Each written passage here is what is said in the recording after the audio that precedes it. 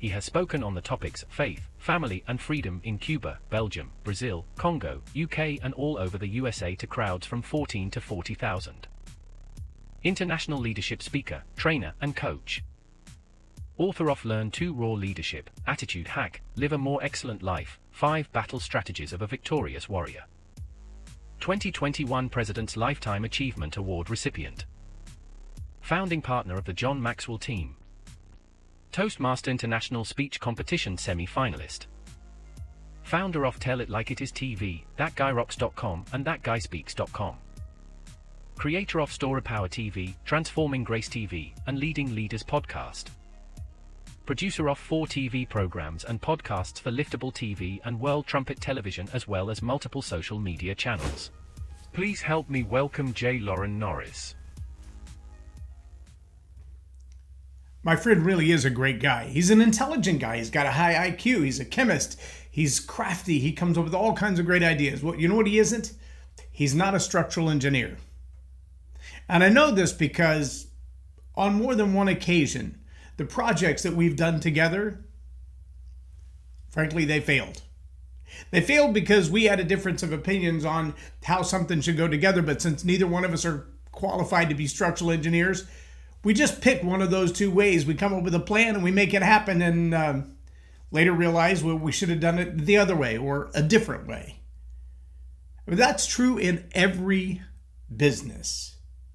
Unless you've got the best of the best rocket scientists or experts on your team, there's always going to be a time when your plan fails. What are you going to do when that happens? That's what we're going to talk about in this episode of Leading Leaders. Stay tuned. Subscribe now for our extensive video library of leadership lessons promoting faith, family, and freedom.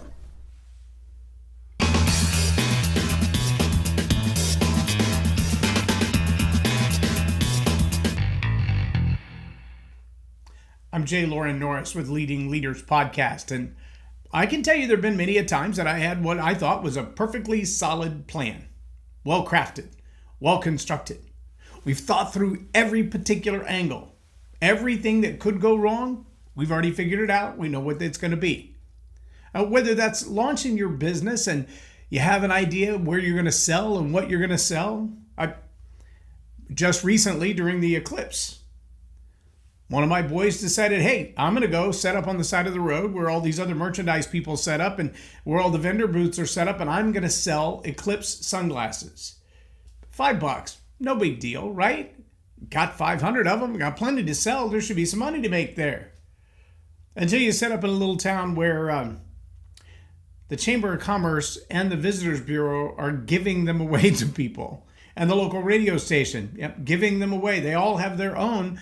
They're so cheap they can just give them away. Well, it's hard to sell when the same product is free. Not a strong business plan. Now, 3 miles further down the road in another little town where they weren't giving them away, maybe you could have made $5. But you're not going to make any money when everybody's giving them away. Not a good business plan. Well, how many people have crafted a business plan? They've put together the whole product set. They know exactly what the price point's going to be and who the ideal customer is going to be and how they're going to put together the product and manufacture it and get it to distribution. And then all of a sudden you get it out there and people look at it and go, what is that? What does it do? How does it work? Why would I want it? Why don't I just use this one that does exactly the same thing as that one for half the price?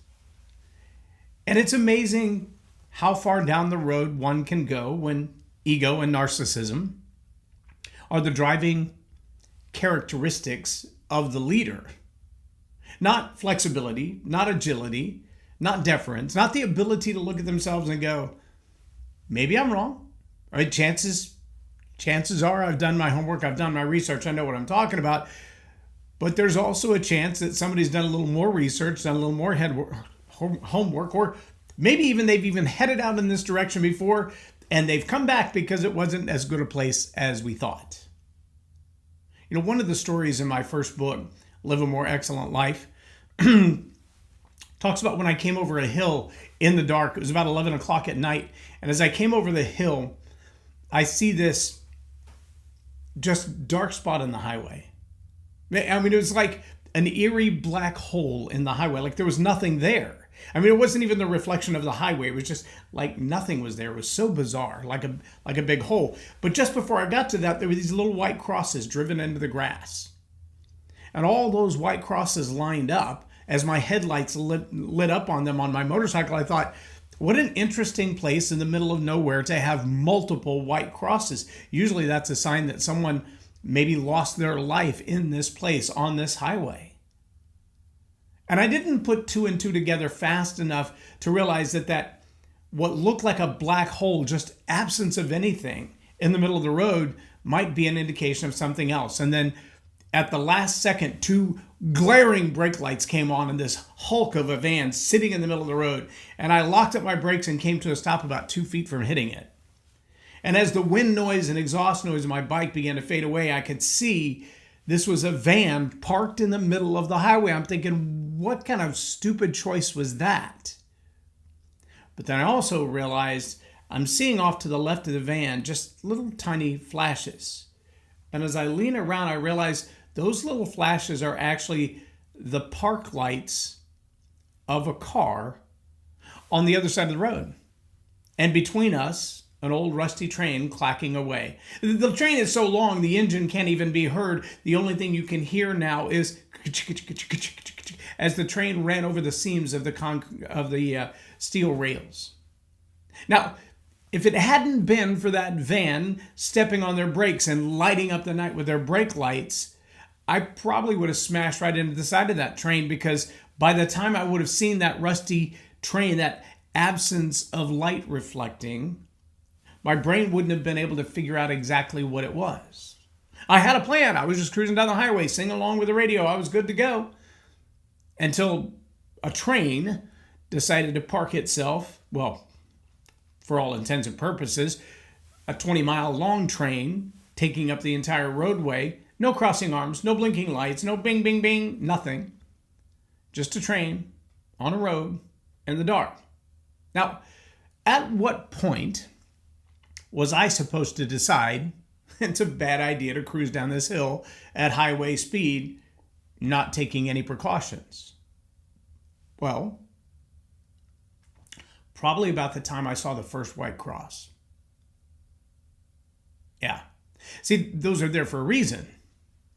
They're indicators. Like a warning light on your dash.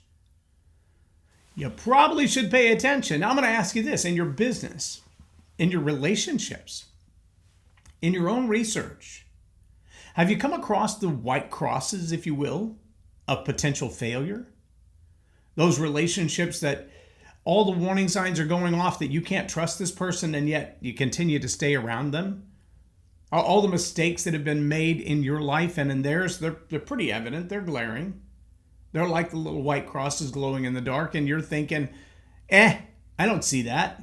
I'm not paying that much attention to that.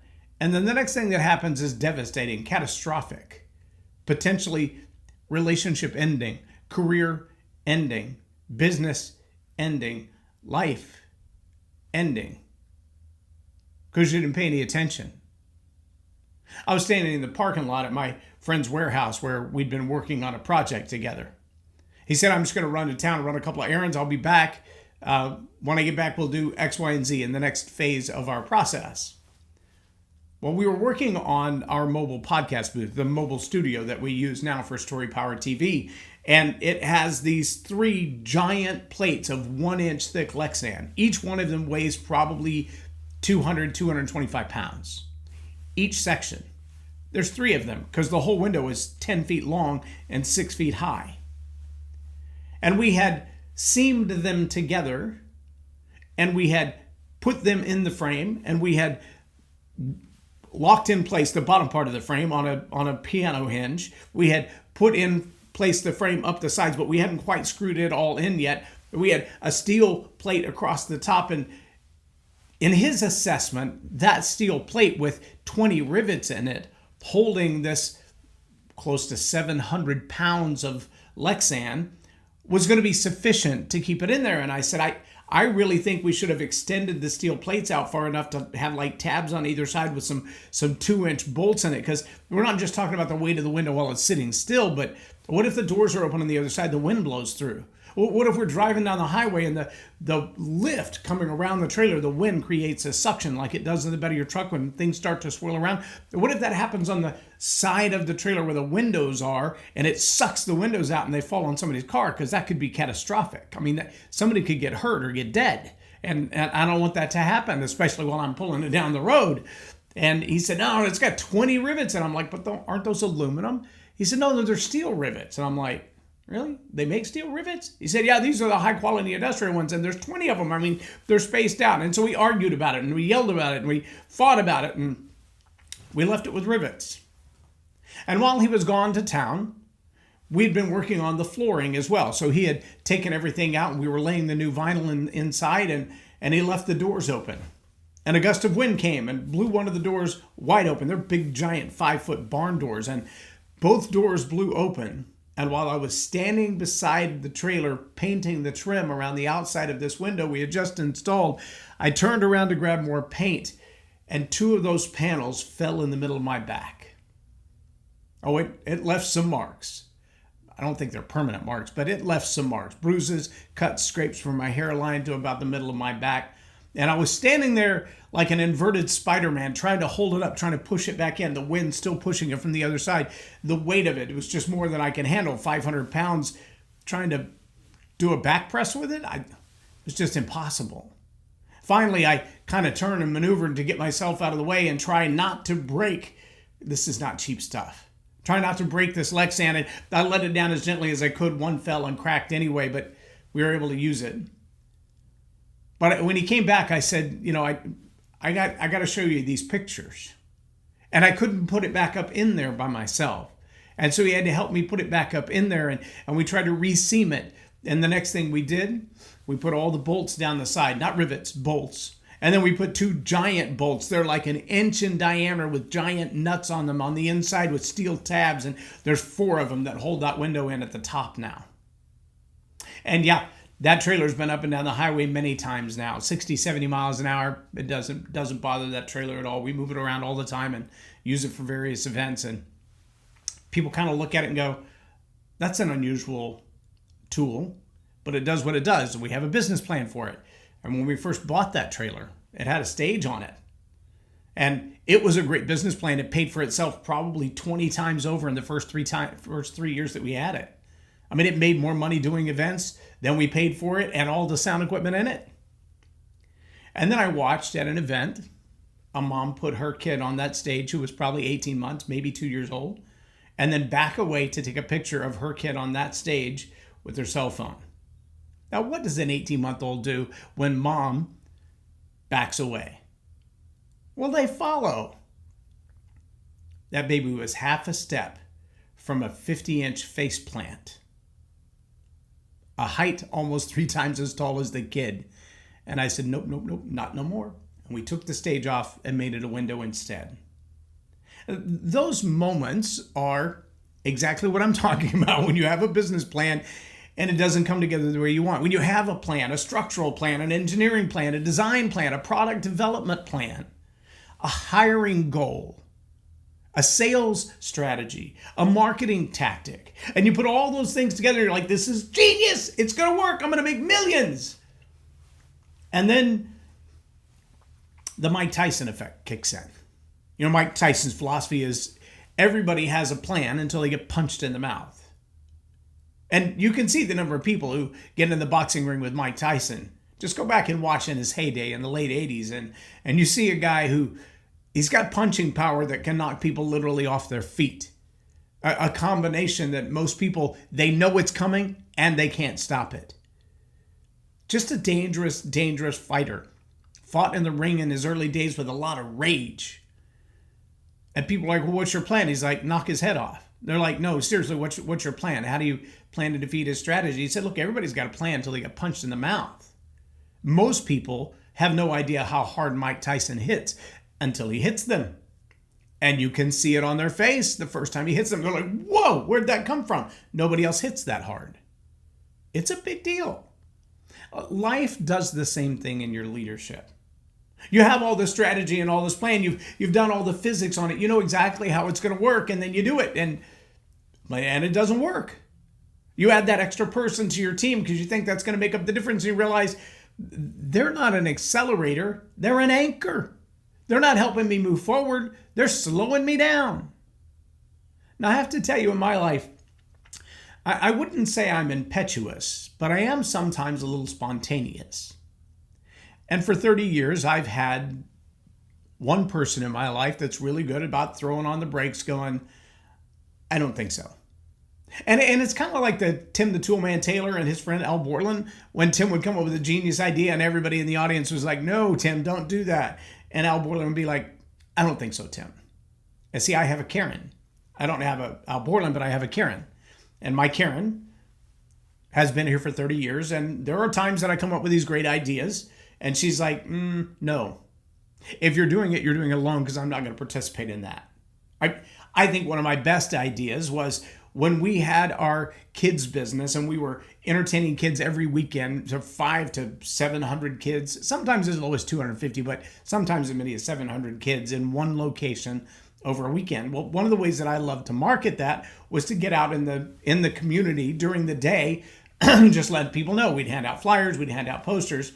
And I found this clown suit, an inflatable clown suit. I had no idea how many people were terrified of clowns. I eventually stopped putting on clown makeup and would just wear the wig and this giant polka dotted suit. I looked like I was 700 pounds. Well, one day I decided to wear that to the pool. And everybody loved it. Everybody thought it was hilarious. Here's what I didn't think through. If it holds air, probably holds water. If it holds air, it probably holds water. And I went off the diving board in this suit. Yes, I took the blower out. I'm not that silly. But I jumped into the pool where the water was 13 feet deep. And at the bottom of the pool, my clown suit filled up like a sandbag. Water weighs 8 pounds per gallon.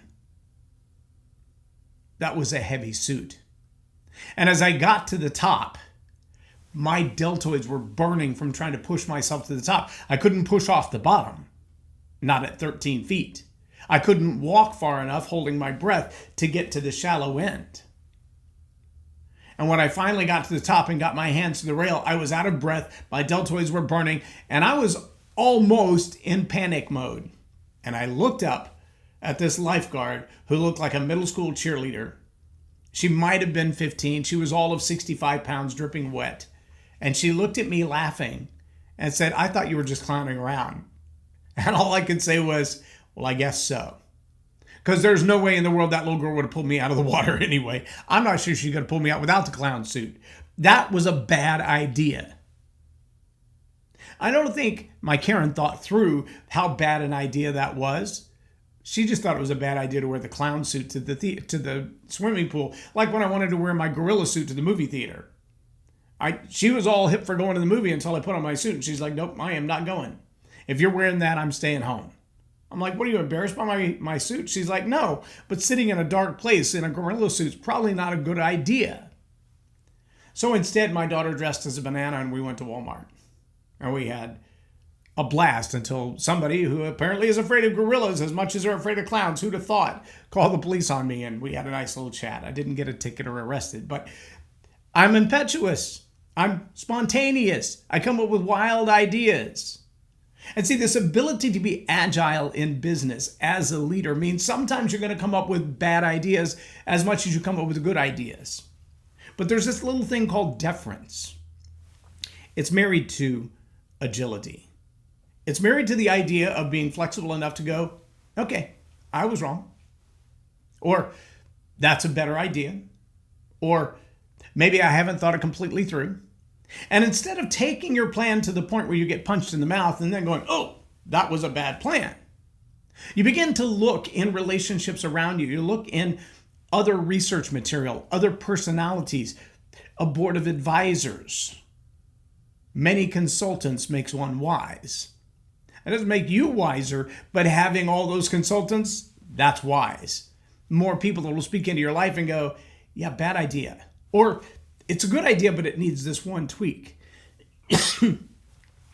Deference is the ability to change your mind. Agility is the ability to actually do it, to take action on it.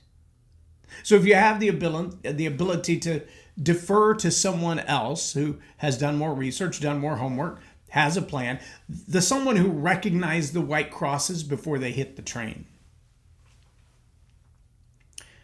then that skill of deference, that willingness, that characteristic that says I'm open-minded enough to realize I may have a million ideas and 999,000 of them are horrible, dangerous, expensive. They're not going to work out. 1,000 of them, really, really good. That's worth the trouble. That's worth taking a shot and see what's going to happen with it. And still, you need agility. You need to be able to bob and weave and go, well, we tried it like that. Let's try it like this. How do we move that perspective just a tiny bit? Maybe add a couple more salespeople and a few less marketing people. A new product. Let's try not taking it international until we succeed with it locally. Just some really basic stuff, right? I've worked with many, many clients who, when they first start crafting their stories, they're focused on one long monologue. And I said that's not going to work unless you've been to the moon, climbed Mount Everest, been bitten in half by a shark. The odds that your life story is of significant interest to others is pretty slim, honestly. But the tiny stories, the moments that you've lived through where you've learned something unique, or you have a unique spin on some advice maybe they've heard before, they didn't apply it until now, that's the valuable part of your story. And yet, if you have that, you have that valuable part of your story, but you don't have a business plan on the backside of it. You don't have a system that allows you to capture the leads, offer a product, send them on a customer journey where there's going to be a payoff for this new revelation that they've had. Otherwise, you're going to present your story and they're going to go, I'm so glad I know that now. And they're going to walk away and that's it. That's the end. And if you didn't get paid for that presentation, then you're not going to get paid at all. But if you start with the end in mind and you say, well, if this one story is true, how will I help them with that? What will that look like as I provide all the solutions they need? Not just the little white cross, but maybe crossing arms, maybe flashing lights, maybe a ding, ding, ding that there's a train coming. Anything that helps solve the problem they're about to have. That's a better business strategy. But if you don't have the agility to say, I want to tell my whole story. Okay, you're right. I don't need to tell my whole story. I need to tell this one portion of my story. And I need to tell this one portion of my story with a process for solving the problem. I need a system to manage the information and a system to manage the leads so that I can provide more information to the people who need my help. Now you have an actual business plan. And yet, the Mike Tyson philosophy is still going to apply. You're going to put that business plan out there, you're going to dive into it, and something's going to go wrong. And when it does, that doesn't mean you abandon the business plan. I don't think anybody so far, even when Mike Tyson hits him in the face, runs out of the ring and decides they're going to go play ballet or play tennis. No, some of them get knocked out, but they don't generally quit boxing. They just realize that was an obstacle I wasn't ready for. If your level of deference and your ability to learn agility, to take the punch and move out of the way of it next time, to bob and to weave and to bounce and to fade, when you have learned those things, your ability to move forward in business, your ability to lead others just continues to grow. If you don't learn those things, then you just keep charging down and you get punched in the face again and again and again and again, and you don't learn the lesson. Well, then your lack of deference and your lack of agility is eventually going to knock you out. Right? Your inability to learn to redirect will destroy your business. And chances are, if you're that stubborn, if you have no agility, no ability to change your strategy and change your plan just a little bit, to maybe even change your character, to learn something new, to learn a new skill set, to set aside your own ego and narcissistic behavior and go, okay, teach me something else. and really mean it. See, when you can do that, when you can go, okay, I was wrong. Yeah, I didn't know that. See, when that window fell on my back, there was zero question in my mind that 20 aluminum rivets will not hold 700 pounds of plexiglass. This is a statistically proven, evidentially proven, not an anecdote, not some notion that I came up with. I haven't done the scientific calculations. I have the scars on my back to prove 20 rivets will not hold 750 pounds of plexiglass. We don't need to argue about this anymore. What we need to do now is move forward with a better idea. That's agility. Deference was the ability to look at that and go, okay, I now know something I didn't know 5 minutes ago. What am I going to do about it? Oh, we could have put it back up there and put 20 rivets back in it and went, well, maybe the rivets failed. Or we could put it back up there and go, well, it was the wind. Well, we can't stop the wind, but if that little wind can do it, what is the highway wind going to do? That could have been a problem. We could have tried the same thing over and over again. What did they call that? Insanity. But instead, we were able to look at it and go, okay, that plan failed. What's the next one? Give me a newer one. Give me a better one. Give me something that makes more sense. Something that won't fail. Nobody knows for certain. Nobody knows for certain. Here's what we do know. If you have the agility and the deference, the ability to say, okay, I'm going to change plans, I'm going to change courses, I'm going to change people, I'm going to change strategies, I'm going to change tactics, I might even change products, I might change what I offer. But I'm not going to be so stubborn to stick with this one thing if it's not working. I'm going to continue to fail and try and fail and try and fail and try until trying becomes success.